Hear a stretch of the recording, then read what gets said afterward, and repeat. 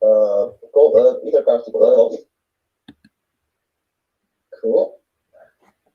Cool. Nova is invited. Excellent. I say Ether.Cards is listening. Damn right. Yeah, let's make Ether.Cards Clubhouse. There we go. Oh, I think we've got 3 though. I'm not sure. How many can be maxed out? I think 3 is the amount. You can have 1 host and 2 co-hosts. Gotcha. Oh, okay. Okay. It's a shame you can't have more than that would be good. All right. We could do another one, like maybe the next one, Ether.Cards can be one of the hosts. Yeah, for sure. I just want to get hosting around Novo in the mix, and then we can get it started. He is invited. We are rock and roll with that, and we're just letting some people roll in. That's cool. Awesome. So it's 7 a.m. Speakers start listening. Yes, which is very early for them somehow. Let you sleep in. Let you catch pretty it. much. Pretty much. My kid's still asleep. Oh wow. No, Bo's up at like at 5 a.m. usually. I think we got Novo in finally. Pretty much. My kid's still asleep. All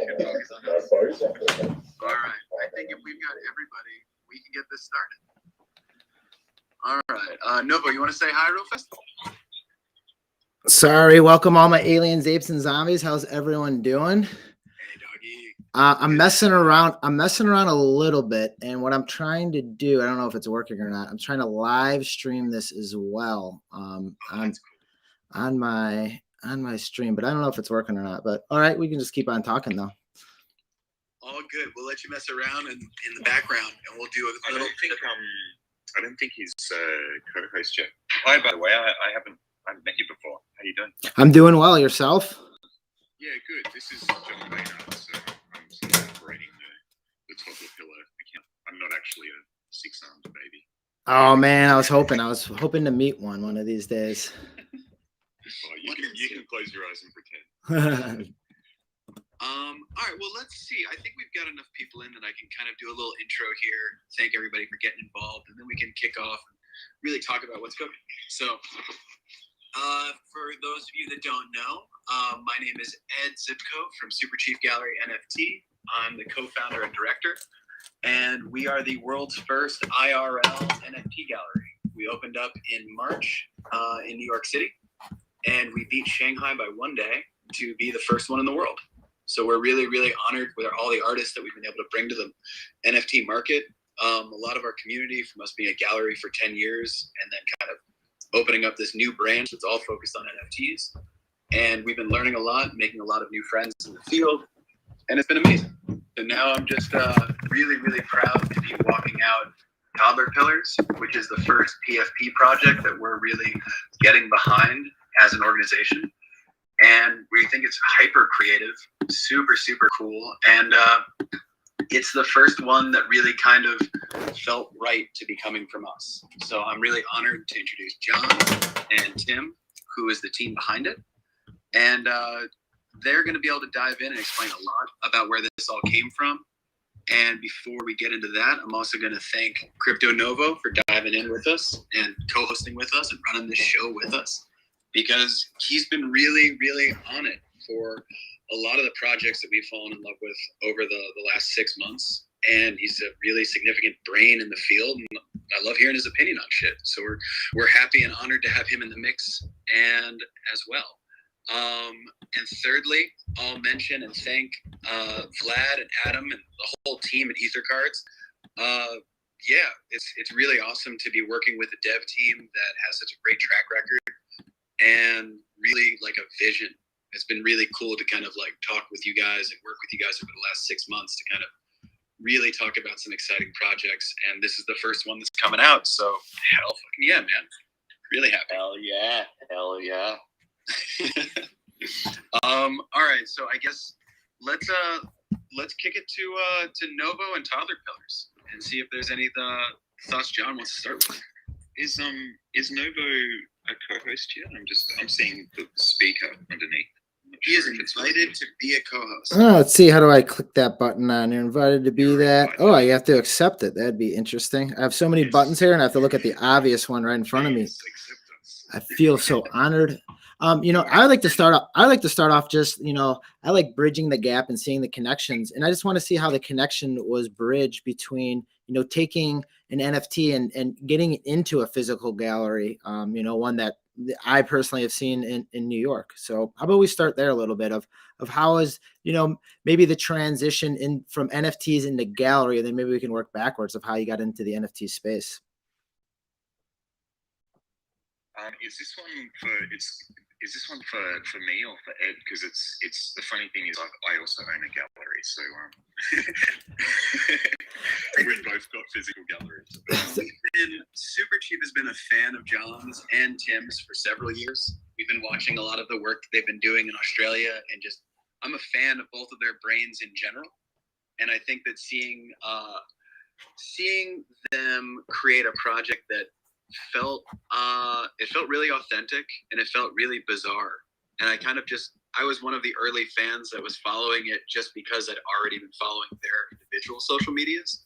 So I think I saw it pretty effing early, and I just reached out and said that I was really in love with the project and wanted to know more, and wanted to bring that to the NFT gallery space, because there was never really, I don't know, we've been really honored to work with Christie's and do a CryptoPunk event when they were doing the big Christie's first auction for CryptoPunks. And that was really wonderful, getting that community together.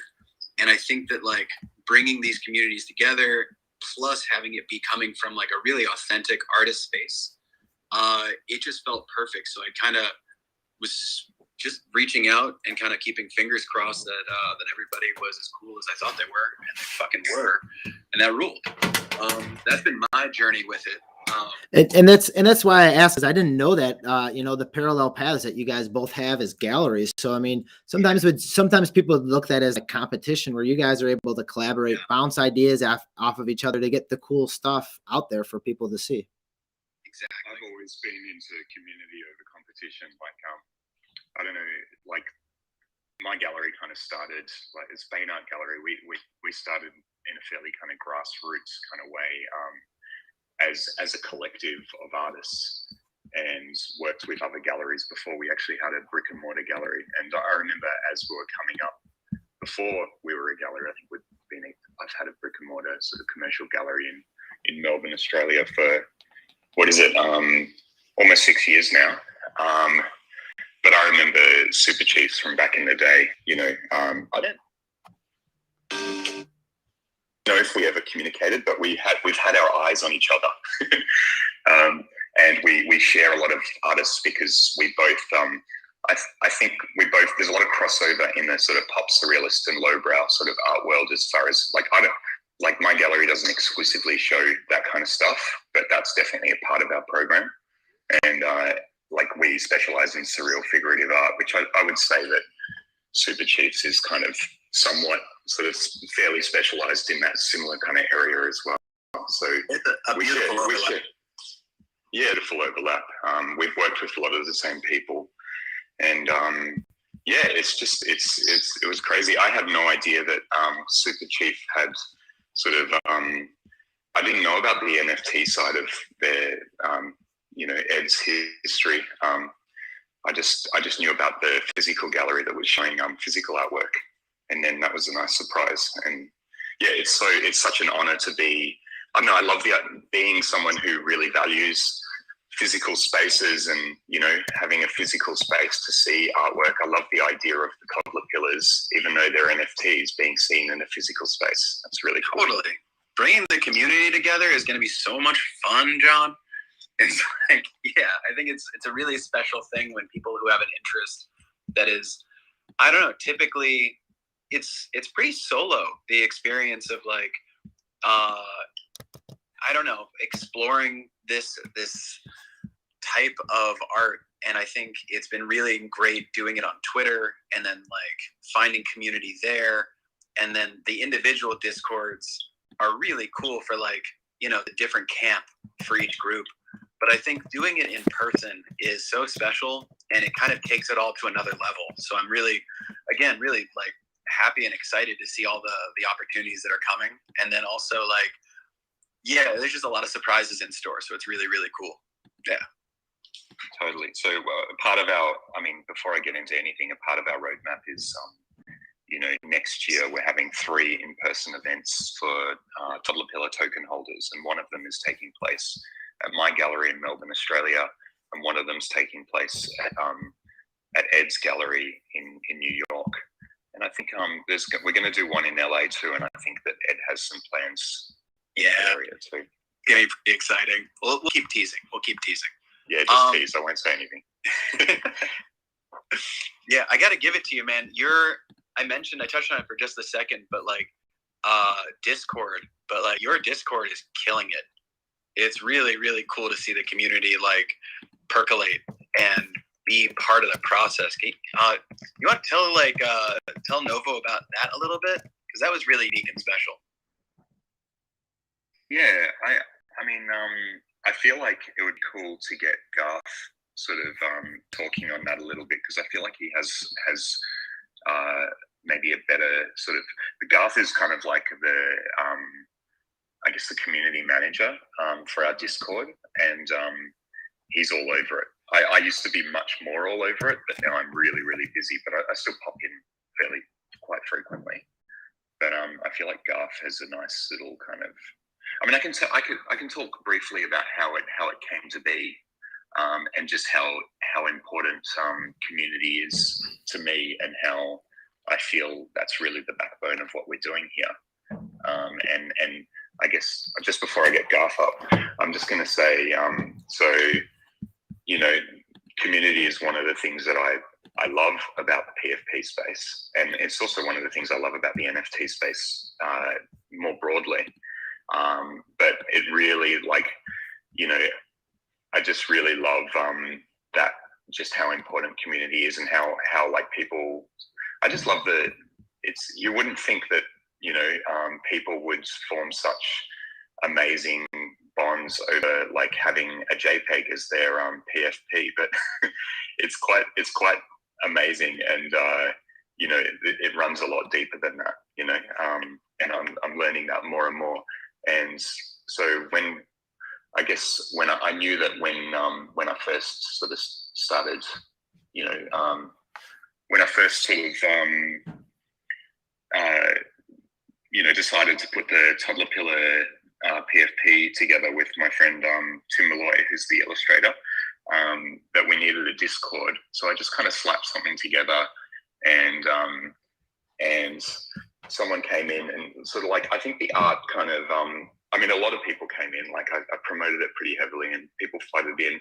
And one of the people who came in sort of, because I had no idea what I was doing with Discords, you know, I've never really used Discord before. And this guy, Jan, came in, who's still a community member, but he was kind of like our first, I guess he was our first admin. And he just kind of said, you know, he basically said, you know, your Discord's a mess, and would you like me to fix it?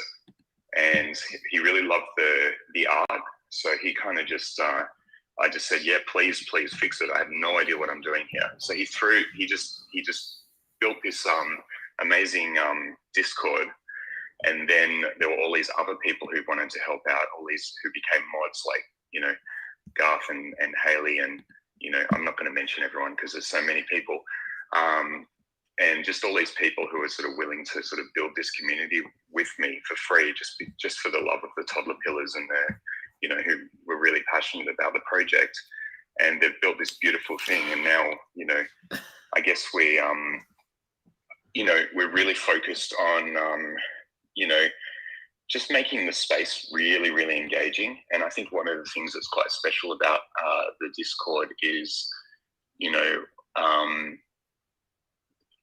we've got like just these contests and activities going like 24/7. Like we're really like, the mods are really dedicated to sort of just make it really entertaining and really fun for people. We've got this whole economy in there, like this kind of, this money that we've created called larval gems, and you can actually use those larval gems to buy real NFTs, which are like some of the most, they're kind of like, we've taken some of the most popular traits from our our upcoming PFP, like 3 of them, and Tim has recreated them as unique sort of NFTs. And so people are sort of grinding away and having fun in there, trying to sort of earn enough larval gems to buy these PFPs. Don't Feed the Wolf actually has one, like you can see his image there. So there's a lot going on.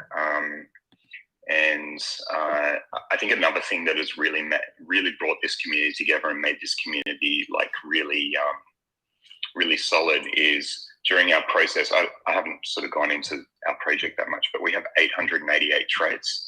I think that's beyond the number of traits of any other PFP project to my knowledge. I think most of them have around 200 to 300 different unique traits, because we really wanted to infuse like this kind of sense of uniqueness that the one of one NFT space has in a PFP project.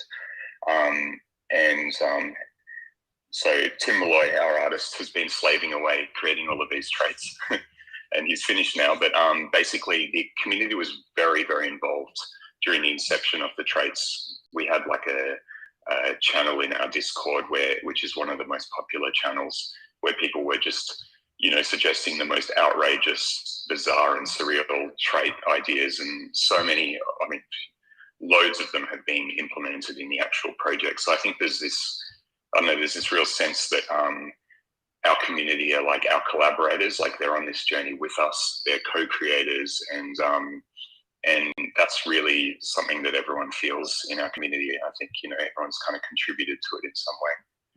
But that sort of happened like that. We didn't plan that. I think that's an important thing. We sort of, you know what I mean? Like it's been that sort of evolving situation that has turned into this crazy collaboration that came sort of in a very organic way. I don't know. Sorry to interrupt there, but no, that's good. Yeah, go on, please. No, so I was gonna pull Garth in to, I don't know, speak to that, or maybe I've already covered it and I have no idea. Nah, let's get Garth in. Garth, say what's up. Gee, thanks, guys. No, I think you covered it, John. When I came to the community, it was, a couple handfuls of people. It's quiet. I talked to John, and my wife talked to John, and we were just, big fans of his, and just kind of got in there and really, really liked the idea and just kind of fell into the process, right? And as John mentioned, Mr. Janet, aka Jon, was already in there tinkering around with Discord and making this just crazy machine on the back end. And I got really, really interested in that and worked a lot with John and Jon to, develop out the leveling system and some of the really cool features we have, like the larval gems in our bank and our shop, and, kind of trying to figure out different ways to keep the community engaged. We were a month away from, or almost 2 months away from Mint when we first opened this thing, and we had to really come up with some ideas to keep creating these really interesting feedback loops to keep people engaged, right? So it was contests and giveaways and little mini competitions, and we ended up developing a thing called the Hungry Squid Games, which was like a mix between Hunger Games and Squid Games. Pretty interesting. Again, what's that one about? What the hell are you guys doing with that? Yeah, so that one was more of Jan's baby, and I got a lot of people involved, and basically you had to acquire this role or this badge called a useless item. And when you acquired this useless item, it allowed you to. There's a lot of absurdity you'll notice if you dig deep into what's going on. It's very absurd. Which is fun, right? And so you had to get into this like kind of secret room, and then it was limited to a certain amount of people, and then there were kind of competitions in there through different sequences and patterns that would either eliminate people or allow people to win. So we won't go into the details of it because it's our it's our IP, right? Just kidding. But it was really, really fun and engaging. Again, the larval bank is super cool too. We have these gems where we've created this entire economy around it. As John said, you can buy these NFTs, but we can do different things. Like I'll hop in there and just post a picture and say, and it'll be a Big Ben or something. And the first person that can answer, where this is located in the world gets 250 gems. We have little giveaway contests where we use a giveaway bot that runs for a certain amount of time, and just if you click on an emoji and react to it, it allows you to enter the competition, and it's allotted for, let's say 10 people for 5 minutes. Those 10 people can be awarded, 100 to 5,000 gems, whatever we decide. So we're consistently just feeding the community with gems. They absolutely love it. And they get to buy things like the meat train or the meat engine, which is a trait turned NFT. There's Tim Molloy has it as his PFP right now. You can have a look at the Thomas the Meat Engine. And then there's Carl, which is a six-shooting crazy little monkey that rides a snail. And then, of course, the Never-Ending Massacre that Wolf has. And just really cool things to keep people engaged while we're working on, the project on the back end and trying to get things sorted out with the dev team and marketing and things like that. So we've just gotten really, kind of into the community aspect of it. And what's really cool is we just have this vibe, right? And with that, we've attracted people that are just like replicants of ourselves. They're artists, they're musicians, they're movie buffs, they're 90 nostalgia nerds. Like there's all sorts of people in there that are just like me and just like Jon. And that's what makes it really cool, is because everybody can just kind of get in there. We can all talk about the same thing. And the conversations we have are just like, they're endless and they don't stop. And it's amazing. They go way beyond, they go way beyond when mint and when moon. Like you do see the occasional when mint and when moon in the threads, but I think most people are like talking about weird cult films, and like, people are even like having like little sort of DNMs and group therapy sessions in some of the rooms, and it's just insane. Like it's like really obviously a lot is being communicated about NFTs on there as well, but on a much deeper level, it's just not. It's a really engaged community of like minds. It's quite amazing. Yeah, it's a real community. It's a real community. Totally is. And I got to give it to the rest of the mods too. I mean, everybody that's involved: Kaz, MX, Nikki, Panda, Stang, Cowie, Benny, Haley. I mean, everybody, Holland. Everybody plays their part and has this unique way to like solve problems or engage the community, or different ways. Like Wolf is really, really big on kind of helping us with the contests and the giveaways. And, Kaz is the mediator, Stang's our hype man, and Nikki's our Twitter pillar army leader. And there's just so many different roles that we've just all assumed. Like nobody was ever given a job, right? And everybody just kind of assumed these roles and just kind of fit like this perfect little puzzle piece. And, I think it's that ecosystem that we created first is what kind of permeated throughout the community and allows us to really kind of maintain this like really, really chill and cool environment where we're just all having fun. And that's what I love about it. It's awesome. I just wanted to speak to some of the actual contests there's some really creative contests going on. Like we had a meme contest, which was like a Toddlerpillars meme contest, which was hilarious. When we were coming up with our catchphrase, like we've got like a Toddlerpillars catchphrase, which is "Hoddle the Toddle." That's the one that won. But that was a contest where people won Larval Gems as well. There's one which is like called Ode to Carl, which is like one of the cowboy monkey riding the snail, where people are actually writing poems about Carl, and some people are even performing the poems for extra points, like as songs.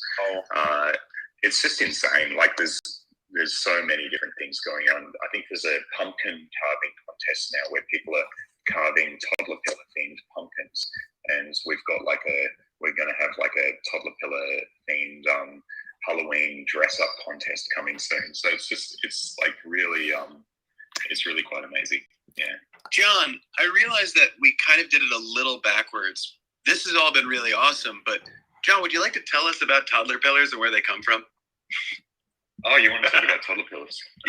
Let's talk about Toddlerpillars. Yeah, good idea. Yeah, we usually do that at the beginning. Okay, so Toddlerpillars, I first created Toddlerpillars as a series of sculptures 20 years ago. It always feels funny telling this story because I feel like I've told it 1,000 times. I probably have. And they were just like these doll sculptures. I guess it'll probably make sense if I put one up the top. Do it. Toss one up top. Pin it up. Then you know what I'm talking about. So they used to go viral online a lot. They were memes. They were, published in, they went on the front page of all the big blogs and sort of were, hit the top of Reddit a bunch of times. And they were memed frequently, and they were published in, Maxim, FHM, Bazaar magazine, all these different sort of popular magazines, and a lot of art books as well. And they kind of helped launch my career as an artist. And I continued making these things. You can see me sitting next to that giant one. That one had like about 100 doll bodies in it. I continued making these things until 2011, but even beyond that, they were still sort of like a part of my branding as an artist. And from there, as I mentioned before, I later on I opened up an art gallery, but I also paint and draw and do all of these other things. But basically, just to cut a long story short, I got right back into I got into crypto in a pretty big way in 2017, just as a speculator, and kind of lost a bunch of money in 2018, like a lot of people. Got a bit burnt, but the seed had been planted, and I had looked pretty deeply into Ethereum during that whole period, and was pretty into it. But stupidly, I ignored it for a bunch of years, and then got right back into Bitcoin and Ethereum last year. At a nice time to be doing that, and then got into as this tidal wave of NFTs happened. I got in relatively early this year, and got on Super Rare and was selling like one-of-one pieces on Super Rare of my artwork, which some were related to Toddlerpillars, but most were just related to my paintings, like kind of animations of my paintings. But all the time I was looking at the PFP space with a lot of curiosity, and sort of feeling like there was a lot of potential there. This whole sort of generative kind of, I love this sort of this idea of collaborating with this generative code, like an artist collaborating with the code.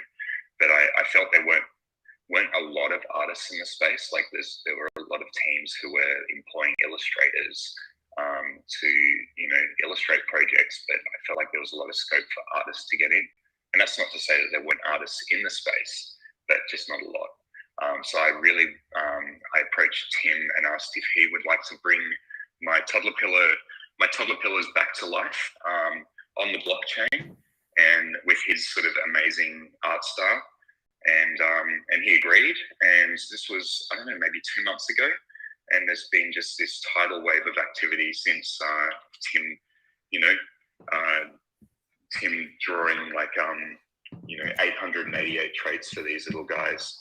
And it's basically Tim, what did you think of when you first got this opportunity, when they first like really started being front and center for you?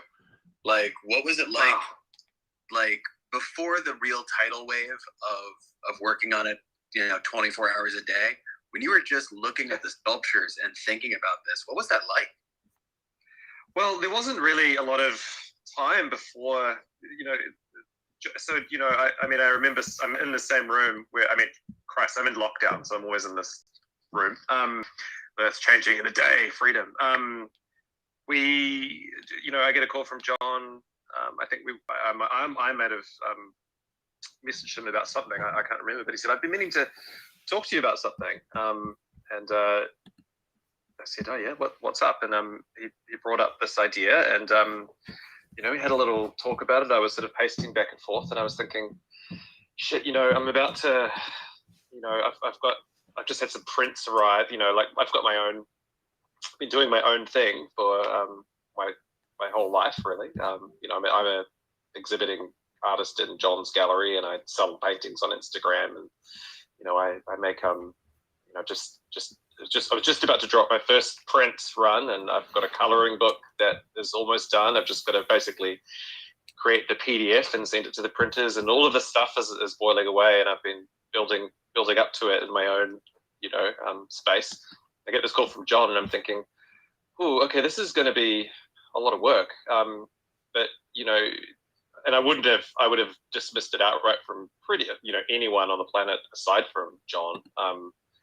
For many reasons, but one of them just being my long working relationship and friendship with Jon. But within I don't know 5 minutes of that phone call, I just dropped everything, and I was on my iPad and I was sketching up the base toddler pillar, the body where all the traits go onto, and Jon and I were immediately back and forthing about it, and we got one out, and I don't know, like it feels like the tidal wave just started immediately. I don't know, but there was a certain point where when we started, I didn't, Jon didn't say I need you to do 888 traits at the beginning. We didn't really know, did we? Exactly what we were doing. And it was, I don't know, no, I didn't know there were going to be 888 traits. I just I'm not suggesting you tricked me, but no, there was no trick. No. But yeah, it's just I don't know, man. I haven't had time to think. It's been crazy, but it got crazier. It started crazy, and then everything started happening with the Discord, and I was like, oh shit, I've never used Discord either, and I don't know, it's like every day there was another level of things building up, and we started putting out the initial, we put out the first one, and then as a sort of proof of concept, I think, and then I don't know, it's just been crazy. It's almost like I'm only just starting to breathe and take a little break and sort of think about it all now. But yeah, it's super exciting. I don't know, that's sort of how I feel about it at this point. It's been exhausting at certain points, but it's nice to know that one can do that much work. I've been working really goddamn hard my whole life, but it's just kicked it up to another level. This is yeah, I'm glad that you bring. I'm glad that that's two. right. I was going to say, this is what happens when you bring two workaholics together, just an explosion of work, a never-ending explosion of work. Dangerous. Yeah. Yeah, we are both insane workaholics. That's just I think that's the way both of us have always been. But Tim's not sort of giving a full picture of his history as well. He's an award-winning graphic novelist and has quite a large following in the sort of graphic novel and comic sort of world. And he's got quite a big following on Instagram as well. But with quite a different style, I feel. I mean, you can see Tim's style and flavor in the Toddlerpillars, in lots and lots of places. But I feel that this Toddlerpillar project has diverged from you. Yeah, I think you dropped out, Jon. Can you hear me? I don't know if that's my. I can. Yeah, there you go. I don't know if that's my crappy internet or your crappy internet. Yeah, I mean, it's been. Did you hear what I said? No. I said I feel. What did you say? It's a divergence of style that is. Oh, I just said that I feel I just feel that the style of these Toddlerpillars has diverged somewhat from your personal style, which is interesting. Yeah. Yeah, I mean, you can still see the Tim Molloy flavor in it. Yeah. Yeah, I think that it's I mean, when it first sort of started, it sort of felt like, well, this is an illustration job that I'm doing for Jon. And I as much as I've got my own creative artistic career and I'm doing things just for me and just how I want to do them and all of that, I've also been working as a professional illustrator the whole time. So I'm pretty, and I studied animation as well, so I'm pretty good at and it's been useful because Jon's got a very clear vision of what he wants to see.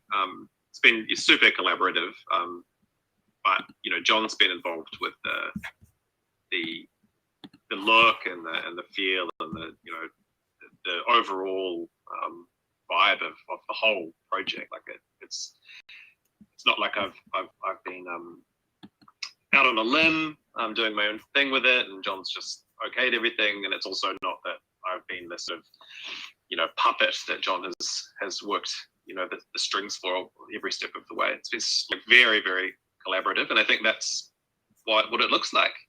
But yeah, I think a lot of the time we're just having like a ball together as well, and just sort of like we're just really just making each other laugh. That's kind of what the process has been. It seems like you guys had a lot of collaboration, while working on the process. And then was there ever a point where, like, you guys said the word work a lot, but sometimes when you're working on something, it's so much fun, like the work turns into fun and almost play. Was there ever a time where you guys were like, all right, we got to just like cut it off right here. It's way past our we've been up degenning for, the last 24 hours. Is there like a straight cutoff point that you guys would have in meetings, or would you guys just get on and jam at random times? How did that collaboration process work? I don't think we were ever communicating past 2 or 3 a.m. at any point through the process. Was that was the only rule? 2 a.m. It wasn't even a rule. It was just at a certain point. It's just like we've both got pretty erratic sleeping habits. I think both of us have got kids, but for various reasons, we don't always have to be the one who's up at that certain point and getting them ready for the school and stuff. But there's a point, I think, where we just, Jon never pushed me past the breaking point that I wasn't ready to go past myself, and I don't think sometimes I was like, hey Jon, I need this feedback because I kind of want to get this stuff done before I go to sleep, so I can start something else tomorrow when I wake up. You often, not often, but every now and again, you said, I'm going to go dark for the next 24 hours, and I'd be like, okay, that means leave me alone. I just want to get into this shit. Often we were just communicating throughout the whole process. But it's very easy to sort of like where you're just more effective when you're left alone sometimes, Yeah, when we began the artwork and when we were sort of laying the foundations for the project and what it was going to look, what the Toddlerpillars were going to look like in general, and how it was all going to go and everything.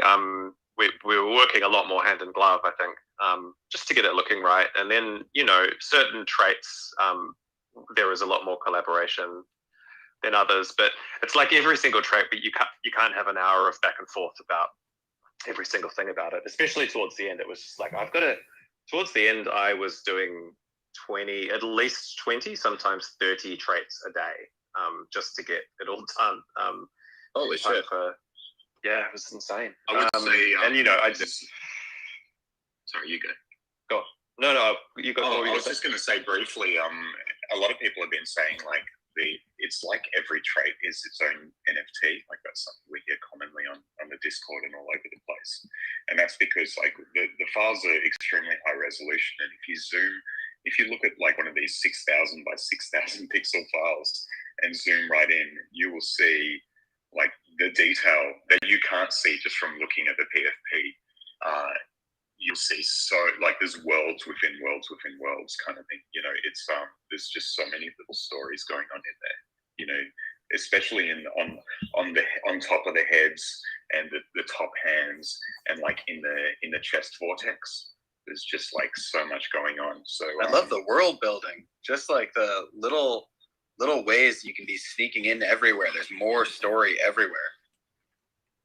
Yeah, it's again, that wasn't something that we started off with as a sort of part of the the general idea of exactly what we were doing. Like that kind of, I don't know, like how did because I think it started with the chest vortex. It was like I did one, or was it your idea or my idea Jon? I don't know. I don't Like, know, what but even it was the first one? quite. It was relatively simple at the beginning. Like they had tattoos all over them, and they obviously had something in each hand, and they had something on top of the head, and they had different facial features. But we were just adding more and more layers of complexity as we went along. I don't know who came up with what idea, but I mean, there are so many. Like we probably revealed less than half of the actual traits. Like the rest is. I feel like such an insider of being able to see all of them right now. Oh yeah, that's right, Vlad. Yeah, not many people have seen the whole goddamn. No, I'm so jealous. one, I really. haven't seen it. That's awesome. Oh really? Yeah, limited amount, but yeah. I mean, of course, Vlad is seeing them. You know, that's the perks of being a dev team. Yeah, You should have a copy of the PSD file. Agreed. I actually played around a lot with them and trying to construct something. Very curious of how the generation of them will look like, and I think everyone should expect like very, very cool results. Awesome. Well, I'm glad to hear you telling me right now that it's all going to work. If I feel like it. Well, don't go. I've never done it. It's gonna be okay, Tim. It's gonna be okay. Yeah, I spent a long time trying to. I've never done anything like this before in terms of the mechanics of how it all. Like you do all this work, but then you're like, take it away, developers, and also algorithm to create the actual art. It's brand new thing for me to do. You spent Yeah, days it's and that thing days that like I'm checking all this stuff. Hey? Like Tim spent Oh my God. so many days checking and rechecking and rechecking and rechecking. Finding a stray pixel here and there, or like, oh, that tentacle is like getting in the way of that little finger, or a lot of tentacles. It was. No, I wasn't so honestly, the bad, the quality that we got is amazing, honestly. So I'm very excited. That's so for good to hear. Yeah. It will work awesome. It will be awesome. I'm sure. Awesome. I just want to say something, just speak to something that Crypto Novo mentioned about work and play. Like, I've never felt that, like, with my gallery work and with this project, that I don't even really, the word work doesn't really feel like it applies. It's like, it's just life, you know what I mean? Like, it's just passion. I feel like this whole, this project definitely fits in that camp. Like, I would only feel like I was working if I was like working on someone else's business, or just doing something mundane. But for me, when I wake up, every moment of the day, I want to be doing this. That doesn't feel like work. That just feels like, something that I love. And I don't know if Tim feels the same way, but well, I mean, I moved to this country I was washing dishes within, a couple of days of arriving here. I worked at a call center for a while, and that's work, And I mean, I've been working in right before the pandemic hit. I was coming up to 10 years at an art store, like working in the wholesale department selling art products, which was a great job for an artist. But I was sort of getting to this point where I was kind of coming to terms with the fact that I was probably going to be working in that art store for the rest of my life. Because it was just like, this is me. I work in the store and I make art on my lunch. I sit in the lunchroom and I make art in that half an hour that I get while I scoff food, and I make art on the weekends and on my day off, and when I'm not looking after my kid, and very hectic. And that's work. Like, the art is it's art. It's life. That's my the thing I dedicated my life to a long time ago.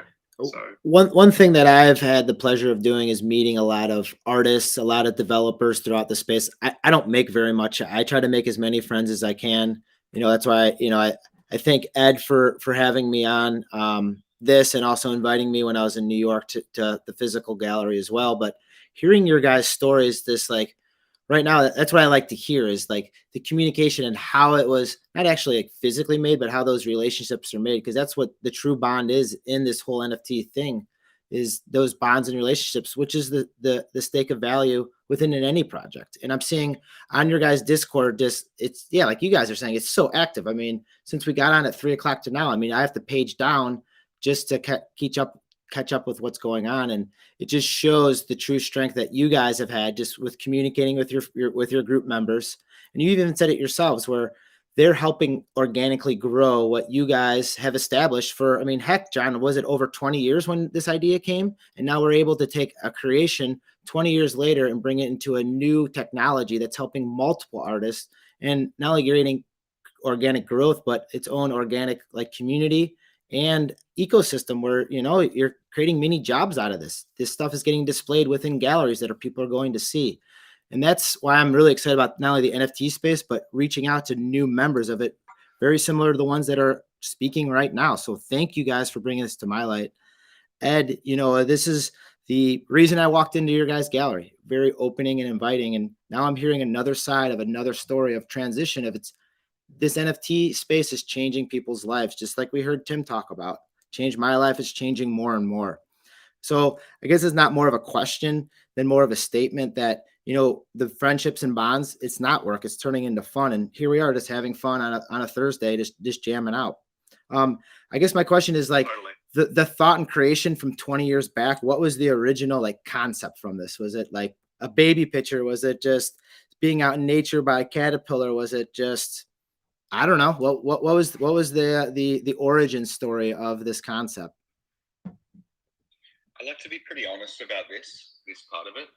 So 20 years ago, I was taking a lot of acid, and somehow I used to smoke a lot of weed too, and I was sort of making, I had my art. I was very, very dedicated to my art, and my art was very, very intuitive. Like it was just like, I was just constantly creating, and I was just, I didn't necessarily know what I was doing, but I was using everything at arm's length to, create things with all the time. And somehow I had a lot of dolls around. I'm not sure how that happened. I can't remember exactly how I ended up in a room full of dolls, but I sort of started cutting them up and putting them together. It's like, it just looked like a centipede or a caterpillar, and it just really evolved from there. Like it was like, of course, doll torsos put together are insects, like it's like, why is this not a thing? So I dove deeper and deeper into that over the years and just sort of made them more and more complex. And I love the absurdity of it as well. Like I think for me, like they elicited quite a strong reaction online, like straight away. They just kind of went viral, as I said, and there was probably mostly positivity with that, but there was a lot of negativity as well. Like people were really horrified by them. I don't want to cut you off, but it did is it created conversation, and that conversation, whatever, it's all in the eye of the beholder. So whoever's looking at it, it's creating that conversation. That's what's good. That drives the conversation. Yeah. So I guess it was the rumor that started 20 years ago is now screaming. Yeah. Well, the thing is, it obviously they're polarizing, and I think that's because I'm, playing with the human, the infantile human form and sort of reconfiguring it. And I think people, are really, obviously very attached to the this idea of, babies or children looking a certain way. And when they see things sort of change, like, certain people, like especially religious people, can find that really offensive. But that was never my intention. And like being or whatever, out of an HR giga or whatever, but that's really, for me, toddler pillars were always about humor and playfulness, and I always found them cute and hilarious, and they were always about reimagining, you know, the human form as this kind of weird alien insect-like sort of species. You know, there was nothing violent or awful going on. It was really quite innocent. That's where I was coming from. And but yeah, I guess that was misinterpreted out there, which is fine. And I think one of the reasons they went viral and were so successful back then is because they upset some people, you know, because a lot of those people that they upset were actually sharing them and saying, this is horrible. So, you know, and then half of the people who saw their posts or whatever were like, actually, I really like this, you know, so it kind of propels things. But yeah, some people assumed I was coming from a very different place to where I was coming from. Yeah. I know I've been asking a couple questions. Any questions from any of the listeners down there? You know, feel free to tap the mic, raise a hand. We'll pull you up for sure. If anyone wants to come up and ask questions, this is probably a good time to start that. Hey guys, because I need to leave. Sorry, I have another meeting in like 7 minutes. I would just like to just do a quick background on Ether.Cards, if that's okay. Yeah, please. Totally. Yeah, so Ether.Cards launched its own collection in March, and the sale went very, very well.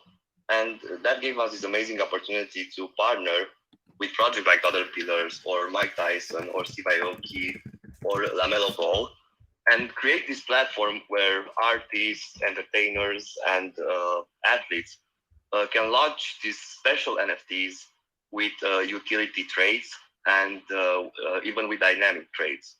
For example, just yesterday, we released for LaMelo Ball an NFT that, in a partnership with Chainlink, we take real-world data from his games, and it changes that it affects the card. And the owner of the card will basically get memorabilia when LaMelo reaches certain stats, which is a very cool and clear bond between the community and the athlete. So we're focusing a lot on this. We also created a community token called Dust. We're giving away something like $12 million worth of NFTs to our community with 27 CryptoPunks. And I was honestly so excited to join this project, even before meeting Jon, because Ed and I had, so Superchief, Ed and I had like 6 months of preparing a project together, and we got along from our first call, and we're very, very excited to collaborate on this. So, and even for Toddlerpillars, this is just the beginning of the partnership, and with the launch, but many things can come afterwards. We do a lot of gamification events and forges and whatever you can imagine that brings community engagement in the NFT world and actual utility to NFTs. So thank you for having me, and very grateful to be part of this project, and especially to be part of the community that you're building, Jon and Ed. And it's like I said in our previous space, this is one of the most chill and easygoing spaces I've been in, and I'm happy to work with you guys, and let's roll. I would like to add where Vlad just is leaving off, because I know he's got to leave in a minute, but you know, the Ether.Cards team reached out to myself and Beskar X, Mig Mora back in the day, and you know, when they were coming online in March, and gave us content that we can stream live. So you know, they are very active in the community, getting people active in the community and reaching out to me and giving me content when they were super busy launching their platform for the very first time. And, you know, so I want to thank, you know, not only Vlad, but that entire Ether.Cards team, you know, that goes all the way down to like, you know, the great Mr. Appleton himself too. You know, so hats off to you guys. Keep up the good work. I love seeing the Steve Aoki, the balls in there, you know, and then we now have a new realm in there with our Toddlerpillars. Thank you for your appreciation. This means a lot for me. And actually, it was very interesting that the artists talk about when you have fun, it's not work. It's so interesting that it's the same for developers, it's the same for product like myself. When you have the motivation and you feel like what you do really has an impact, you just don't see it as work. So again, thank you very much for having me, and hope we can do more spaces together. Definitely, there'll be more spaces. This is it's been such a pleasure getting to know you and starting this process with you. It's I'm so happy that we're in your hands. You know, so grateful that Ed introduced us and that we're working together. Love it. Thank you guys, and have a great one. Yeah, Vlad. Thanks for making the time, man. Really happy you're here. Cheers. Bye. Awesome. All right, so maybe we'll do our first question. It seems like Daza9, you got a hand up. Yeah, g'day. Actually, just before Vlad was going to leave, I was going to ask him about what kind of tech innovation, what kind of blockchain innovations Ether.Cards needed to put together to, I guess, incorporate all these, this massive number of traits into this form. I just wanted to ask what difficulties did that present on the blockchain, and how they needed to work around it? Because I don't imagine it was easy, but I know Vlad's just left. So damn it, that would have been a great question for Vlad. Well, I'm definitely not techie, but I've talked to a few developers, and I'm not sure if having a higher number of traits adds to the complexity of the generative process. I think that sort of side of things. I think it's still a similar kind of process. You know what I mean? It's kind of like maybe it might be more like server intensive, or because it's a bigger process. But I think it's essentially the same process as if you had less traits. But in transparency, John and I have no idea. So No. I think the safest way to. I also have no idea. Yeah, thank you, Tim. I think Daza, what would be cool is we're going to continue to be doing these engagements and these conversations a lot over the next couple of weeks. Definitely encourage you to tune back in and be a part of it, because we really part of the pleasure of working with Ether.Cards is that they really have their shit together, and to be able to kind of everybody be a position player and focus on what we know best and what we do best has been a real joy in this experience, because I think we got a lot of power players in the room who do what they do. So yeah, I would definitely thank you for the question, because it's a solid question.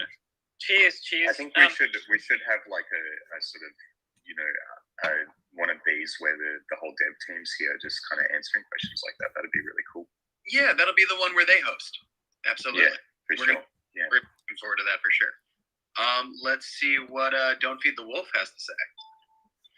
This one's hey guys, this one's from the Discord. Exertion is wondering what we have planned in the next few weeks in terms of spreading the word, getting things out there. Totally. I can speak to that straight out. We've got a couple of really exciting things. First and foremost, we are putting the Toddlerpillars on one of the biggest digital billboards in Times Square. So that's going to be part of the NFT curation that we're doing for NFT.NYC week. We're teaming up with NFT Magazine and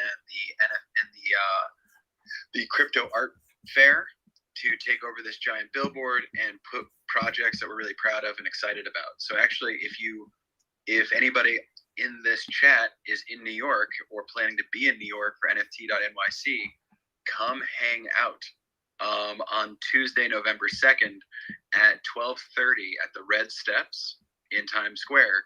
And we're going to hang out and basically do a little mini pizza party while we curate 5 minutes of NFTs that we love on a giant, 150-foot tall billboard. Fucking unbelievable. So I'd say that that's pretty fun. We're also screw it, I'll just keep talking about it. We're also putting them on giant digital billboards in Tokyo. We have a partner named Neo Shibuya TV that we curate giant NFT premieres on these giant digital billboards in Shibuya, Tokyo. And that has been an incredibly surreal and wonderful opportunity. It feels very, very Blade Runner. Yeah, so we're going to be doing that as well as like many more spaces, a couple of other things that are secrets, and some press that we're friends with that we're going to be like bringing this to the traditional art world in a special way as well. That's why you got to be on that Discord. You got to listen to this because this is where the alpha is coming right now. I'm writing this down now, and I talk to you, all the time, and getting this alpha live information on this. I'm putting pen to paper right now. This is why we do this. This is why these community sessions and getting to talk to the actual people that are involved with all this stuff is so essential, because this is where we get to meet each other. I love this shit. Well, it happened so fast. We just saw it here. It went from Discord right here to Twitter, and then now we're just getting the information out there just that fast. That's so cool. Yeah, I love it. I would recommend that anyone who's interested in participating in our pre-sale, also, like, the way to do that is to go to our Discord and to just kind of get involved and chat, and post until you rank up to toddler pillar rank, and then you will be eligible for the whitelist. So we're sort of rewarding our most active members with the whitelist at this stage. Yeah, and that will at some stage that's going to fill up. So we have like a much easier. We had another whitelist which was 1,000 people, which were like the early supporters, but this is kind of more like the most engaged supporters, and there'll be a sort of time limit on that. John, how many people are in the Discord now? We got 3,500, but I would say we've got sort of somewhere around 1,000 fairly active members. Maybe a little under 1,000 very active. So it's hard to gauge, but they kind of come in and out. But there's definitely a fairly large pool of very active members. Our Discord's it's more active than a lot of Discords you'll see with like tens of thousands of members, which is, I think a lot of Discords are fairly rife with bots, and you never know, whether those numbers that you see are even at all reflective of what's really going on. But you can see from our actual general chat stream and all of the activity on there that these are genuine people actually having fun and interacting. Yeah, really love that. Love that you created a place for people to be creative together and see the results of that creativity. And just like, I don't know, it kind of hit me when you guys were talking. I was listening to you and Garth talk like, I don't know, maybe a week or two ago, and you were just explaining how like it's kind of just a really nice way to start the day, is just opening it up and seeing everybody freak out. I think like that really got me. I was just like, oh man, I love that. That's that community vibe. It's really, really cool when you want to like sign on and say hi to all your friends or see what weird shit is happening now. Such a good vibe. Really cool. Can I just share something that's a bit fun? There's something that I actually minted yesterday, which is, let's see, I'm going to put it up the top. It's like a one-of-one Toddler Pillar and Chimera Pillar NFT that's available on OpenSea. I saw the deal with that. So basically, Tim is illustrating like a series of unique one-of-one NFTs. This will be the only one that drops before the Toddler Pillar mint, because we don't want to kind of distract too much from the actual mint. But these are about the relationship between the Toddler Pillars and the Chimera Pillars, which is our next project. Basically, it's we're creating another collection, which will be sort of, I guess they'll be the companion creatures of the Toddler Pillars, and they'll a large number of them will be airdropped to Toddler Pillar token holders. So they're little fuzzy animal friends. Although shit, right on. I love that I'm learning about this shit. This is crazy. We wanted to have something that was an illustration of what we're talking about with the roadmap going forward. With the Chimera Pillars. I think it's you hear that word and you're like, well, what is that? But we really just wanted to go, this is sort of a proof of concept kind of idea of where this will be going further down the road. Oh my God. Yeah, that was where that came from. I'm just looking at it close now. I'm like, oh my God. There's so much going on. Thanks. It was fun to do, that one. A lot of Yeah, fun. for It was, sure. I think it was the last bit of juice I had in my brain from the Toddlerpillars for now. Yeah, it's all there. So wild. What is it? A banana sword?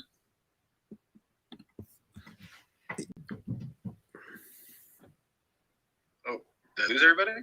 No, I guess yeah. I saw the banana sword there. I was digging through it myself. I was reaching for the. I just got rugged if you want to ask me to be a co-host again. Oh, It's sure. throwing me. Oh, yeah, that's the life. You got it. That's the life. I just see So cool though, man. Like just being able to like, I don't know. I love seeing the universe just continue to be manifested in Jared. It is really, really trippy. Oh my God, I'm just seeing the fucking what is it? That the little box from Hellraiser? yeah, Yeah. there's a lot of little That's- Easter eggs in there. Yeah. Jesus. We call that the sad puzzle. You know, it's in the Hellraiser universe, it's the lament configuration. We call it the sad puzzle. Sure. Why not? We Yeah. we sort of were very mindful of not stepping on anyone's IP, and we Tim came up with creative titles for everything, even if it was like a parody of some kind of cult film or whatever. Tim always came up with some very often hilarious title for it. Oh my And God. I've also, in that particular trait, I've replaced all of the fake occult symbols on that box with my own fake occult symbols. So I think we're fine. That one for sure. Yeah. I was looking at it. I was like, it almost looks like the Wu-Tang box. I don't Like think that. Clive Barker's going to get upset with us for that one. I don't think so. Yeah. Oh man, he's pretty grumpy. He's a grumpy guy. It's true. Hopefully we'll be okay. So Yeah, cool. it does actually look like the Wu-Tang symbol, doesn't it, on the top? Right? Little bit. There you go. Yeah, I didn't think of that. But that's Maybe Wu-Tang will get upset with us. I don't know. I see a question from Stang. Not Stang. Hey guys, how you guys doing? Hey, good. How are you? Stang's Awesome, one of awesome. our very amazing mods. Just, Hell yeah. Keep up the good work. Yeah, no. Yeah, thank you. I'm really enjoying it. I actually just wanted to touch on Garth mentioned earlier some of like the stuff we had in the Discord. One of those things that I've been working on and a bunch of the other mods is we've been doing we've been doing riddles. That's been a big hit. We kind of been dropping them riddles and I actually also backstory to certain traits. And that has been like, everyone's really loving it. So we've been really enjoying that. And right now we've been just dropping them in the general and randomly. But we are planning on doing like a separate channel to where there'll be like certain times when they drop, yada, yada, all that kind of stuff. But yeah, we're really, really excited to keep that going. And that seems like the community's been loving that. And heck, even the mods have been, we've been loving doing it. So that's something I think we're going to really keep on doing. And yeah, I just kind of wanted to toss that out, and I'm pumped for that. That was, I know Wolf up here has been helping us out with that as well. So. and how do the riddles work? Like, there's a riddle, and is that the one where they have to find a trait that you're talking about? Like, you sort of speak Yes. about a trait really cryptically, Yep. and they have to go to the Yep. sneak peeks and look at all the hundreds of traits that are in the sneak peeks, find what you're talking about. Correct. Yeah. So that's what we do. We kind of we've been making we've already made a bunch of riddles, so we kind of just shoot them out here and there. But yeah, so we'll toss the riddle in general, and then they have to find it in the sneak peeks, and people love it. And the winner will get gems, which you could use for the NFTs and all that kind of stuff we got going in the bank. So that really gets people hyped too. But that's the same with the backstory. Kind of same thing. We'll ask for a backstory, and then we usually give everyone gems that participate, or we do like top 4 people, stuff like that. But that's something that's really fun, and we're definitely going to keep on doing it. So yeah, So cool. Times. Super Yeah, cool. definitely. Don't feed the wolf. Do you want to jump in and speak off of that? And then your question. Oh yeah, I guess just to speak on that real quick, I think the best kind of little puzzles we do like that, like they were saying, are ones that get people to navigate through the Discord, because there's a lot to take in with our Discord, and so getting them to check out the sneak peeks or to touch up on the history and mythos. So it's kind of a fun little way to engage people, but also get them to check out the pages on the Discord, because a lot of time and effort was put into organizing all that, and all the information's there. So this question's from Acid Tech, and first of all, he said he wants to give props to Tim Molloy for making him get Clip Studio. And this question, I guess, is to kind of keep us on our toes. Wants to know if we're really making the merch without nipple holes. I don't know where that rumor got started. And then the second one seems like a more serious question, is asking about whether or not we plan on making some of the traits available as physical toys. That sounds like a Jon answer. John, you still there? I am. Sorry, I was inviting people to join. If anyone wants to retweet this thing, I'm not very good at multitasking, so I think I might just stick with the actual talking. Okay, nipples. Sorry. Just make there sure are no you're awake, nipples. I guess. There are no nipples in this project. No, there are nipples in this project, but definitely no nipple rings. That's a no. Were they thinking of you were going to make T-shirts with nipple holes for That's like not happening. nipple? They don't want chafing, I guess. They want to free the nipple. Yeah, I believe in free the nipple, but I don't believe in free the nipple when it relates to toddlerpillars. I'm sorry, I'm just not into that. Okay. Reasonable. Unless there's like It's never been a main focus. Are the T-shirts going to have 6 armholes, I guess, is a question. That's if the toddlerpillars need a feed, then there might be a situation where someone else frees the nipple for the toddlerpillar to have a feed. That makes sense. John, you should make fucking T-shirts that have 6 armholes. Yeah. You're like, yeah. Maybe you should do that. Yeah, right. I'll look into it. I'm going to talk to some people. I think that's fun. Okay.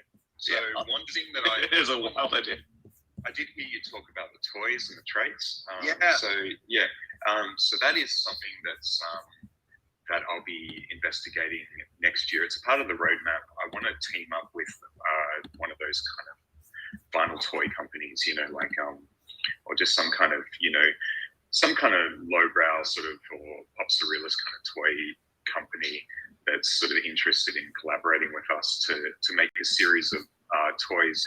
But I want to make them so, and I think Ed's going to help us bridge, some of those We have a great relationships. Yeah, absolutely.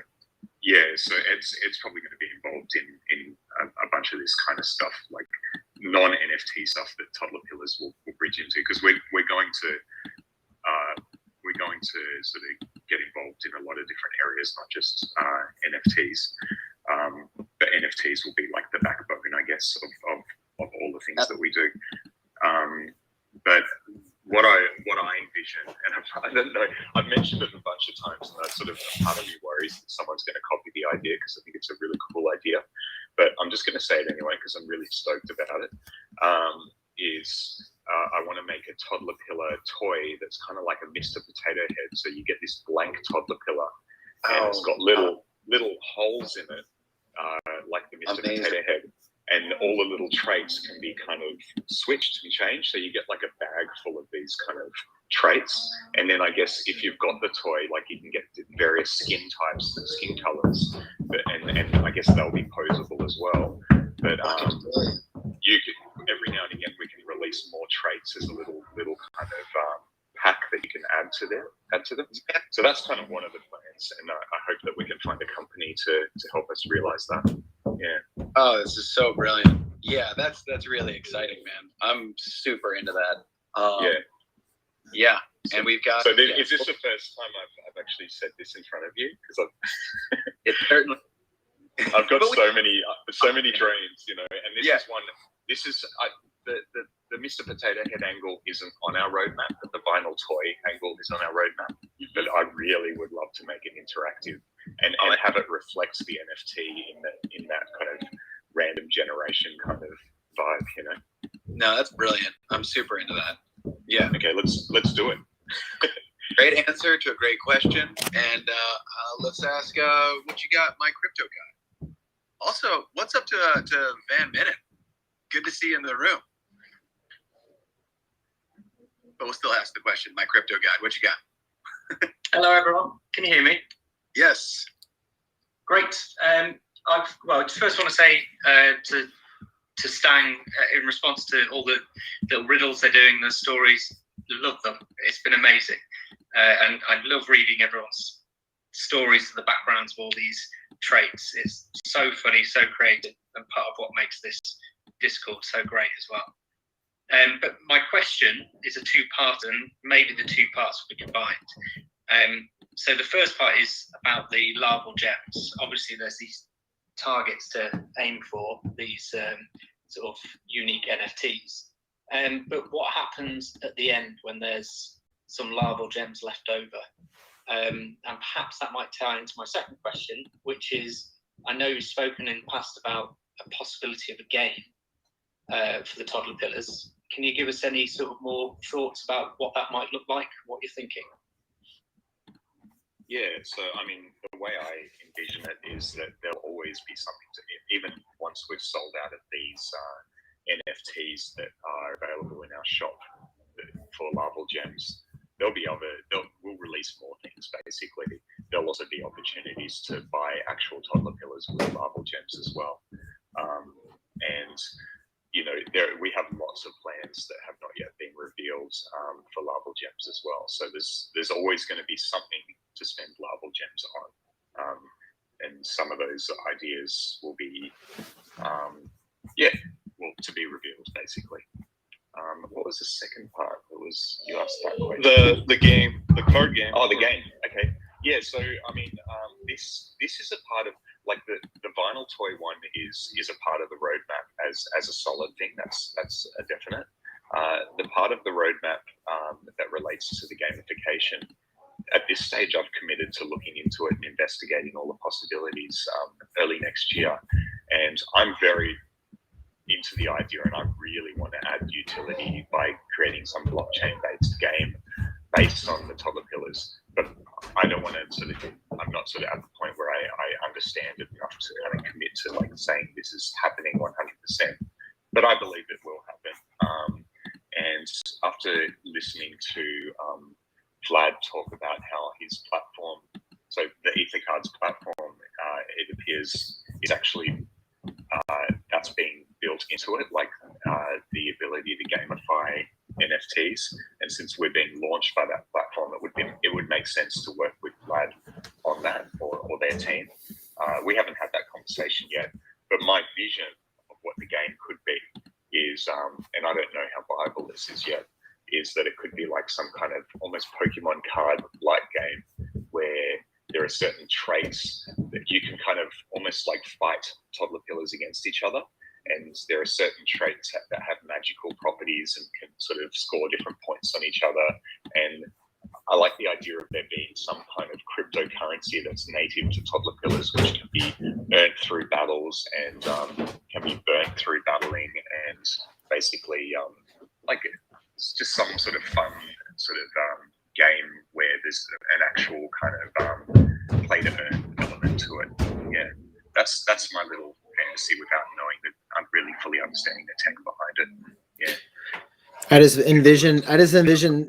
envision this 6-armed villain from Mortal Kombat that I can't think of his name right now, and then there's battling each other in a Pokemon type of situation. Absolutely.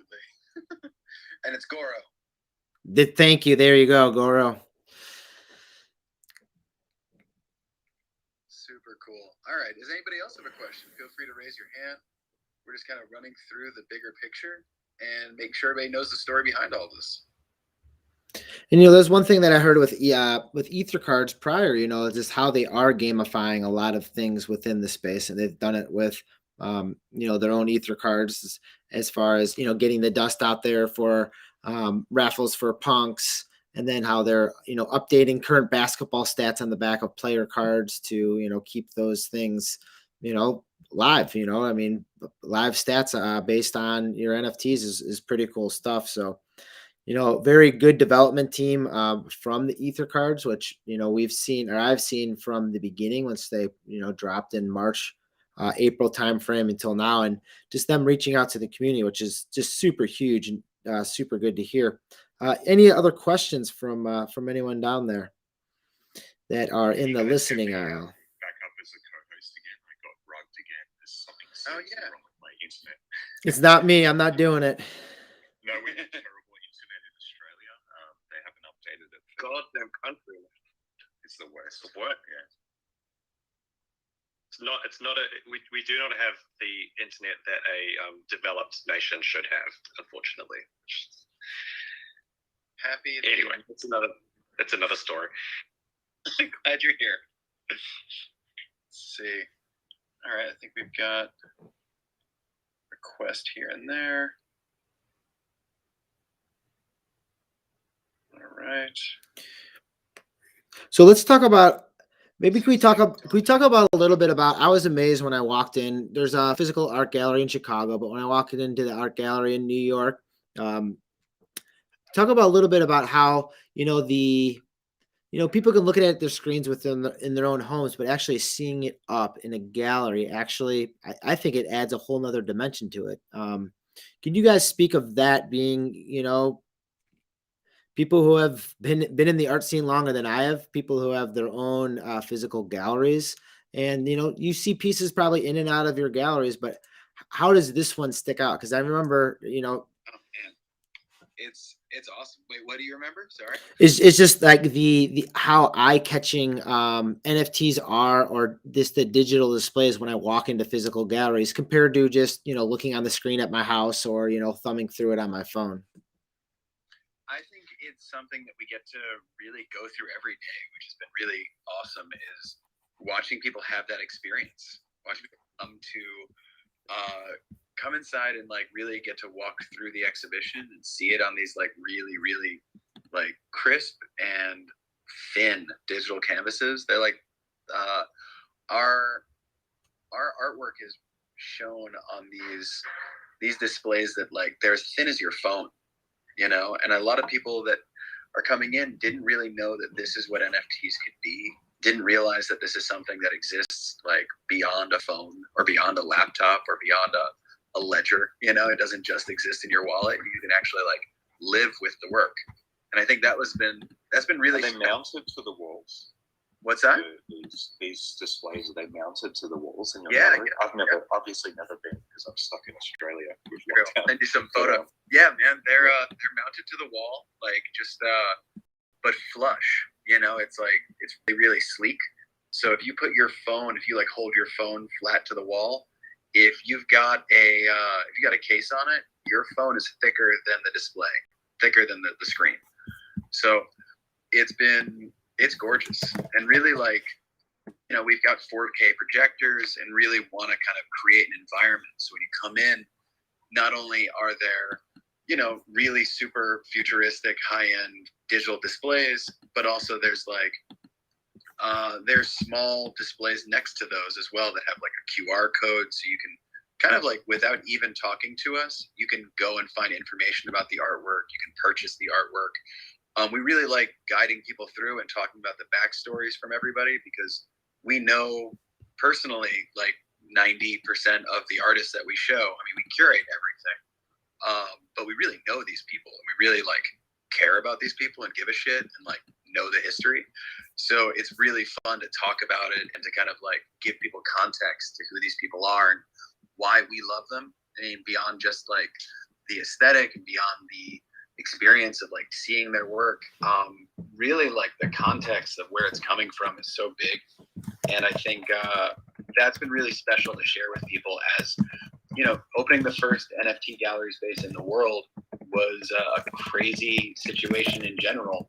And I think it's really, I don't know, super thankful that we were able to get involved and take this position in it, because it's really important to me. It's really important to us that we support something that has artist royalties built into it, and also has an opportunity for digital art to actually be recognized as the medium of our generation, because it's how we see everything.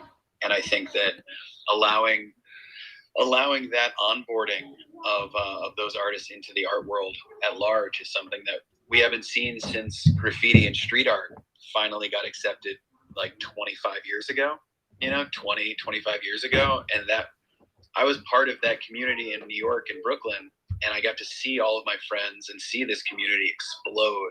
And everybody had so much creativity because there was a place that you could support yourself through that creativity.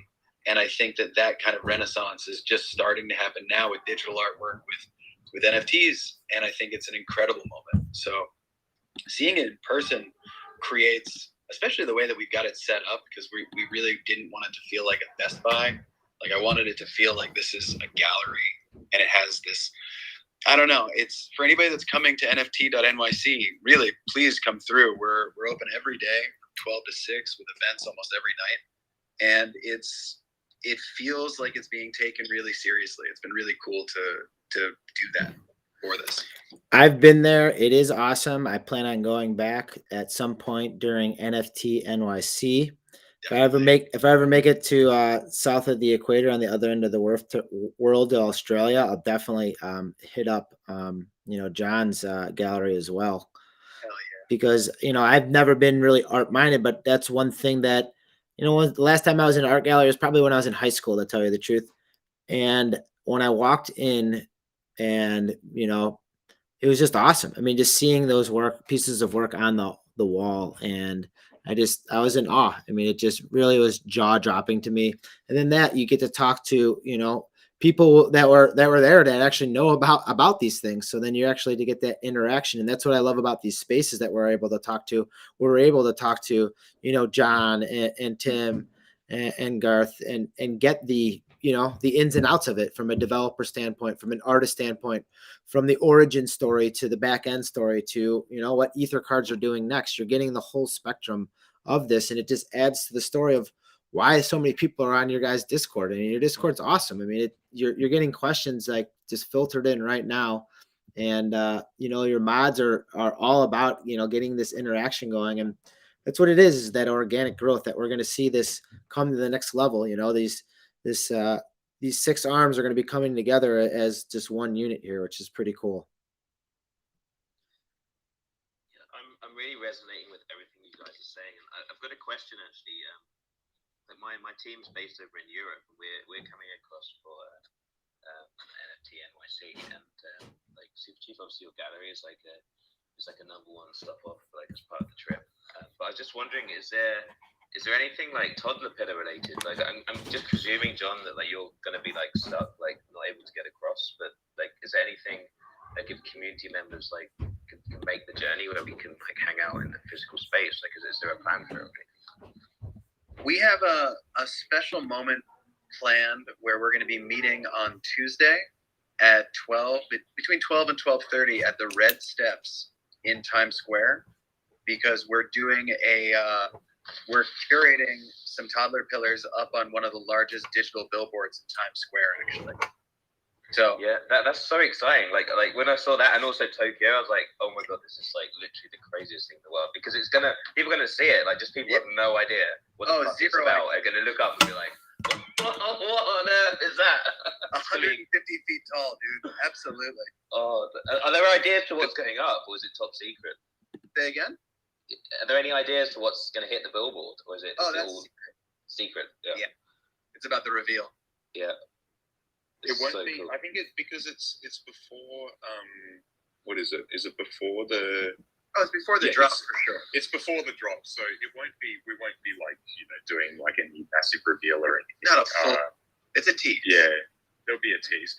But because it's really important to us to make it so that we keep at least half of the traits secret until the reveal. So will there be a meat train in Times Square? I think that's the biggest question on everyone's list. You'll just have to.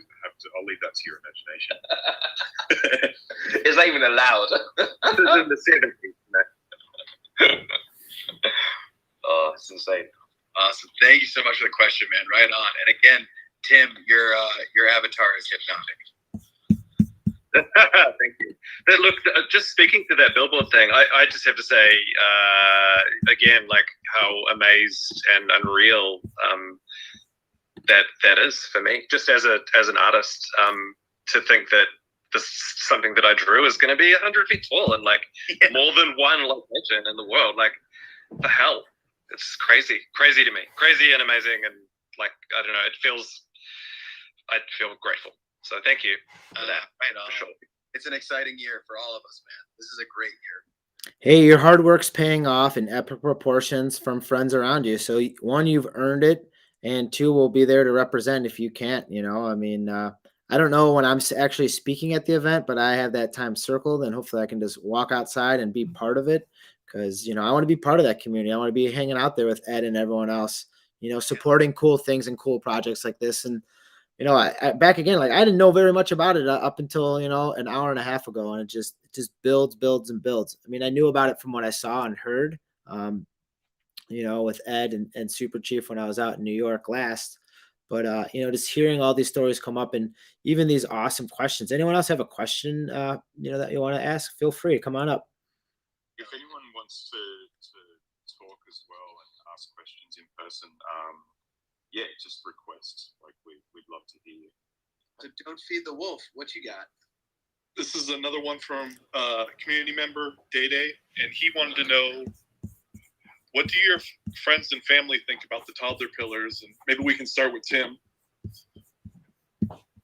Okay, well, that's actually well timed. My little boy is about to go off to school. He's here. What do you think about the Toddlerpillars, Lou? Really, really good. Oh, Yeah. Louis actually come up with he's come up with a few of the ideas even, which is amazing. We've slipped in some sort of little family Easter eggs as well. So that's been really good. And he's off again. But yeah, they love it. I only just told my mother about this whole situation the other day, and she was like, oh, what is you know, what's a Bitcoin? You know, she's not very tech savvy, even less than I am, really. But you know, within 5 minutes of the conversation, she sort of got it, and you know, she could wrap her head around the billboard. When I told her about that, she was like, oh wow, okay, so this is a serious thing. Within 5 minutes, she messaged me back and she said, so how can I buy one of these NFTs? Like, how do I mint it? And I was just like, this is too complex conversation to have over Messenger, Mum. I have to get back to you. You got to get her on the stream here. We got to get her on the white pages. We got to get her lined up. We got to educate her, man. Yeah, totally. My wife. Get her on the white list immediately. The white list. I know. Well, you should be. We need to get her up there. My wife Ange has been just all through since we very first met. She's believed in me, and she's been incredibly supportive and just amazingly supportive through this whole process of me working like 15 hours a day on this craziness. She's been just amazing. Like, she's basically solo parented our boy as well as working full time herself.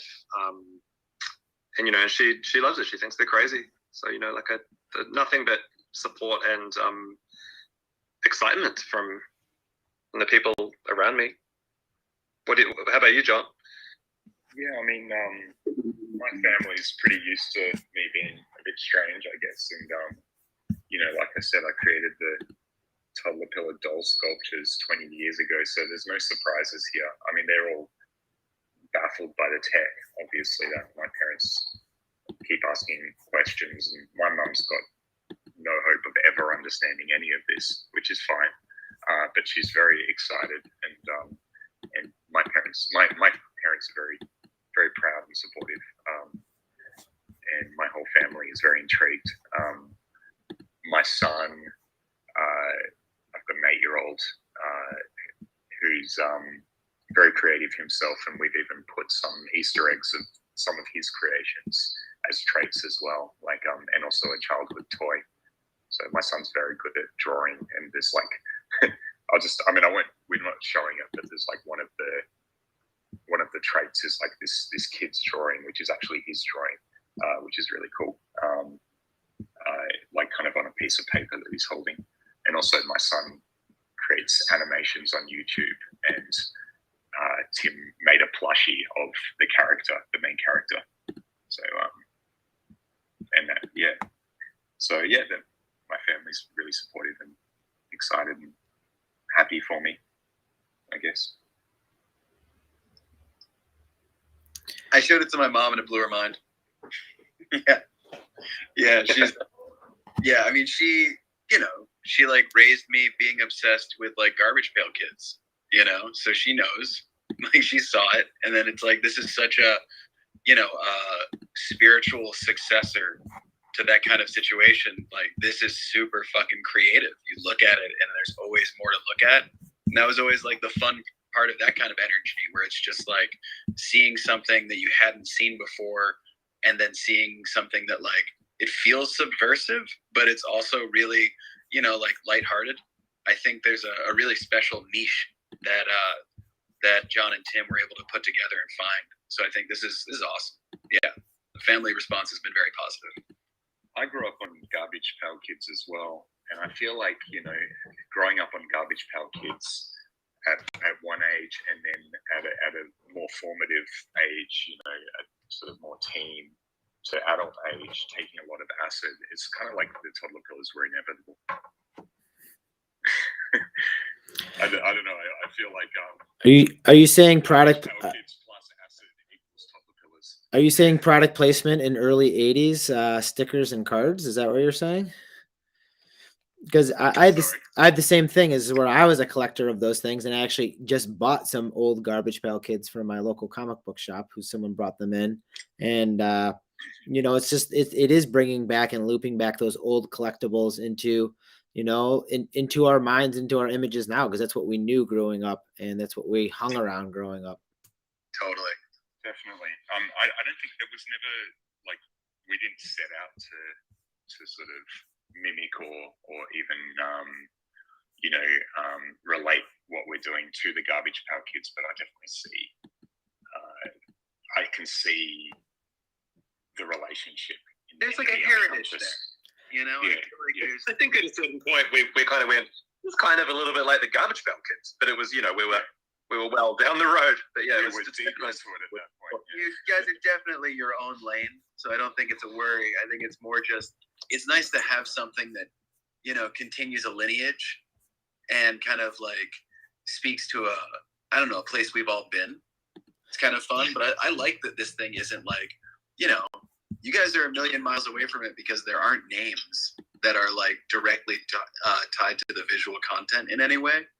You know what I mean? It's not like you're making like, Salamander Andy, or something. It's like, these are fucking freaky. But here's the thing: that's cool is the visual content. Since there is so many quote unquote attributes, I don't even call them that because it's just cool art on them. Is that it will catch the eye of someone in some capacity, and there's something relatable or conversational or to talk about in one of the multiple images within images that have images within them at times. And that's back to the narrative of it creates conversation of like, hey, I remember that from when I was young, or hey, that looks pretty cool, or hey, you remember that. And then it just, you can assimilate to almost anything on it, but it's all in someone's past of what they're going to see. And I've looked at these things like 5 or 6 times now, and you see something different every single time. Absolutely. I have a question with the coloring of it, because the coloring is, I think, extremely unique. Is there like a palette that you guys were accustomed to together when you were making this, or you guys just just put it out there? I mean, how did the coloring come together in this? I feel like the coloring is like very Tim Molloy. It's very Tim Molloy, but then Jon says, tone it down. It's too much. Tim's art is very characteristically sort of candy colored. He really goes with the high saturation primaries and really intense. And occasionally he comes out with a color, and I'm like, please, just lower the saturation. I can totally see that. What I'm doing right now, I'm hopping back and forth between your guys' Twitter pages. I could totally see what you're talking about now. I could definitely see exactly what you're talking about. Yeah, I'm very fond of certain combinations, like, you know, even just right on my PFP that I've got with the meat engine, like that combination of pink and aqua is I love it. I don't know, it just hits me in the head. But you know, I just have my own sort of sensibilities that I sort of follow. I don't tend to I don't have an actual sort of, you know, you can have a digital palette within a program where you can have a bunch of colors that you use. I don't do that. I just sort of, you know, fill in some spaces and see how they work and juggle things around, and you know, and then John says tone it down. But no, it's not that much really. I think that admittedly, I only say turn it down one out of every, like, I don't know, 100 or 200. Like, I'm probably less. There's just it's just that really. It's fresh in my mind. It was the very last thing that we did was go through it. A few pinks and purples that hurt me. Just a few. And you were right about them as well. Like, I'm not trying to air any dirty laundry here in public. You're always right, John. I'll give you that. I'm always right, except for when I'm wrong. There were a few of those too. There haven't been that many. I haven't died on that many hills with this project at all. A couple of times I've been like, I insist on this. If you're going to make me do this, then I'm insisting on this. But that was like one or two times over the last 5 years. Good to have a balance. 80s speedboat. I almost had a fight over the 80s speedboat, but I'd let it go. 80s zombie speedboat. And I was right about that, wasn't I, John? Well, people like you to say it. It still makes me feel a little bit ill, you know. Hey, he's got a tremendous backstory, so I'm glad he came out. He's got a really good one. Looks like we got a question from Code again. Hey, I've got a question. Today I was having this amazing conversation with a Swedish artist on Instagram, and he's a guy who's like basically his business is in selling prints, and he's just moving into NFTs. I'm one of his collectors, and so I was chatting to him, and the kind of topic of like commercial rights and like what you can do with the NFTs came up, and we're kind of chatting about the way different projects have approached it. Like, for example, the apes kind of give commercial rights of the NFT to the user, so there have been spin-offs. Like, people have set up like IPA beer brands with their specific ape on it, and like the kittens have like you get like a certain 100,000 worth of revenue before there's like a problem with the project and various things. And I just wondered what the plan was for with the toddlers, because I haven't specifically seen anything about commercial rights. So like, if we bought like an NFT of toddler and it's super cool, could we or if we bought like 6 of them, could we sell a series to like a clothing store with those on, or could we make our own brand? Or like, what's the plan? Like, what are the rules with the toddlers when we like get a bunch of them?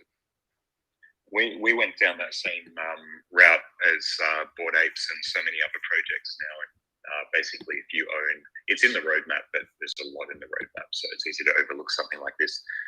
If you own a toddler pillar, you own full commercial rights to that particular image, that exact image, and you can do whatever you want with it, including make money from it if that's what you want to do. Yeah. One of the things we were chatting about, like kind of above and beyond that, was like let's say like we created something with the image on it that we kind of got as an NFT. Like, what powers would we actually have to like stop other people from like using our image? Like, how would we be able to like prove ownership or copyright? Like is that even a thing? Like, we got into this really amazing discussion and just realized that we just had no idea like what would happen if someone then like, I don't know, for example, in China, like used the same image and like put it into like mugs and sold them. Like, what would happen? I believe, this is my thought process, is as soon as someone starts counterfeiting my thing, then I think I've made it, because that means I've made enough money that some other people can make money off of my original product. But it comes back to the original NFT, and it comes back to the original thing on the blockchain. So if you really wanted to monetize it, obviously it would have to be Web 3.0 capable and have it on chain. That way everyone knows it's coming from you or your wallet, or it's linked to you and your authentic outline or outlook towards it. Otherwise, it's just like anything else that's out there. You see Mona Lisa stuff all over the place. They don't get royalties for that when a postcard gets bought from a secondhand shop. So, I mean, it's kind of back to that same narrative. Someone can take my crypto image and, do nasty things with it and sell it off. Are people going to buy it? If they do, then I better change my business model, because maybe I can make more money than the next guy. But it comes back to if the image is good, then you'll be able to do it. And if it's even bigger, then you can maybe get lawyers that will defend you to sue the people that are making the money if there's money behind it. But I don't think that's the route we want to go. But if you go back to the ownership aspect and like Jon's granting ownership of it, then you get the community to self-police itself. And you have multiple thousands of people on Discord that can go out there and just tweet it, mass tweet it, like, this is not real.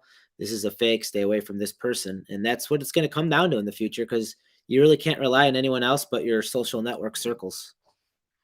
Yeah, I think you're right. It'll be very easy to prove. It's kind of like community-backed kind of, rather than any kind of like, any kind of legal route. It's just like the community being so kind of outraged by the disrespect that like suddenly like everyone kind of just like comes out and is like, this is something we bought into. We believe in this. Like these guys have been ripped off. Like and I think it's probably the only way, isn't it? I mean, we're seeing it now with normal products, with rip-off shoes and, basketball jerseys that aren't authentic. I mean, it's going to happen if there's money there to be made. If there's money to be made off of our current NFTs, that means we've made it significantly further than we've probably even imagined to this date. So, man, if someone wants to rip off mine and start selling it, it's probably just going to make my product worth more at the end of the day, because more people are going to see it. Yeah, you're right. The NFT is going to be like, it's just going to like be the thing worth having, then, isn't it? If everyone's like, yep. Yeah. Guys, I just want to let everybody know that my phone is going to die soon. So I'm at 2%. And when I go, I think it takes the whole world with us. We're also coming up on 2 hours anyways. So I feel like we want to give a little bit more time, just a little, maybe 2 more questions, and then let's wrap it up. If anybody has a couple questions.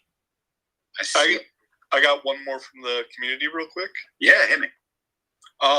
So, sorry, this was Ghostface Pilla, and he was, yeah, great name. Basically, his question was, if everything's executed to perfection, whatever that means, how do you guys expect, or what would you like to see for it to impact and change maybe the world and the real world as well? Wait, say that again. How do we expect it to impact the what? Let me work how he said it. How the crypto world or real world changed? I think there are a few things we've done differently to other PFP projects. Like for instance, our emphasis on the unique art and there being 888 traits, and I guess the idea of a project being run by full doxed artists who are sort of standing behind their project, proudly. I think those, I mean, not that those things haven't been done before, but I'd like to see the PFP space. I'd like to see more of that in the PFP space, and I hope that we have some kind of influence there by paving the way, by showing that it can be successful, and you can sort of put a lot more sort of time and effort into the artwork and really go like crazy on the detail and the number of traits, and that can sort of pay off in creating a successful project. And I mean, there are lots of little sort of ideas that I feel like as an outsider, like I'm not a veteran of the PFP space, nor am I. I've been into crypto for a while, but I'm more from the traditional art world, and I'm sort of coming at this a little differently. I feel like there's sort of accidental innovation in that, and just because I'm not sort of following a sort of a replica of a roadmap that I've seen elsewhere, I'm just kind of just feeling my way through this. And I'm not saying I'm completely blind. I've definitely looked at a lot of projects and incorporated things that sort of work and make sense. But I feel like with that coming from outside, I'm doing things a little differently, and I'd love to have some kind of influence on the space, even if it's just on a few other projects. Yeah. I'm going to say that it's going to change the world is that you're going to see more of this freaky stuff in it. I'm going to say it's, a good thing. I'm going to say it's, Freaky stuff. I'm going to say it has been changing the world because we're able to talk from people halfway around the world about their cool things and their cool people. And I like cool things from cool people. So, for everyone listening, I appreciate tuning in. This is just the first of many because, there's going to be a lot of stuff happening at NYC for the NFT conference that is coming up the first week of November. But, make sure that you're paying attention. You're getting in the proper Discords because that's where you find this alpha information from. And that's what I do. That I can't, there's not enough time in the day to get to everything, but just sitting in a room and chat with friends, you pull so much information from them. It just adds. Yeah. So Ed, thanks for having me on. John, awesome. I love your guys' work. Tim, good stuff. Garth, we've been chatting too. Yeah. I mean, right back at you guys. Novo, you're the best. I appreciate you being on with us today, man. This is really cool. Well, it's for all my aliens, apes, and zombies. Yep.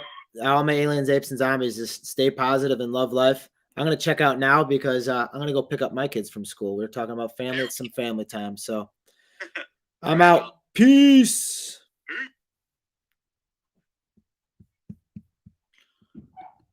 All right. On the restream, I was testing this out, the volume on it. So I'm going to have to go back and see if this even works. I had 2 separate volumes going. So I tried not to talk over it. So Ed's delayed right now. So I guess I'm still on somehow. Let's see what happens here. Oh, I still am. I'm on as a listener.